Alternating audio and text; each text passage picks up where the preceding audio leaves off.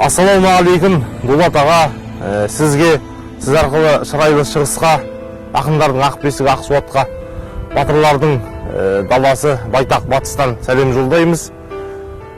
Өзіңізге сәлеммен бірге жыр жолдаймыз. Сізбенен бізді ағамен іні қылған қалаға қатты. Бүгін мінекей Қадекеңнің жанында шымпитінің төрінде отырып оқып берейін. Қаланы қопардың да шайқадың да, бірақ бақыт таппадың, байқадың ба? Бақыт деген қалаға барған жоқ қой, бақытты болуың келсе, қайт ауылға бақытты. Біреу едің жалпы адамның артығын табамын деп арқаландың сен. Қалаға кеткенде бақыт деген қасында қалған еді.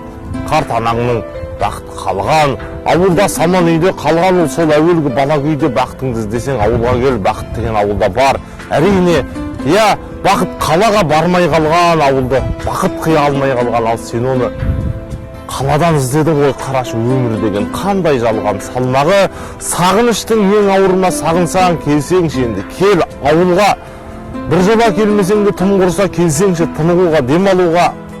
Таста да жұмысыңды, сауығыңды, келіп бір қуансаңшы ауылыңды.